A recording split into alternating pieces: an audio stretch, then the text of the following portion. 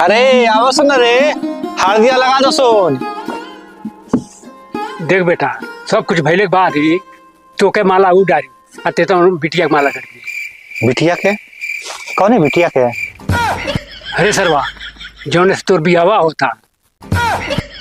अच्छा अच्छा, हाँ हमार जौन से बिया हवा होता ओकरा के। अब हर बार जब पैसा छिटिया सोन तो सब बिन लेबे। नहीं रे सरवा, ते दुल्हन होई बे।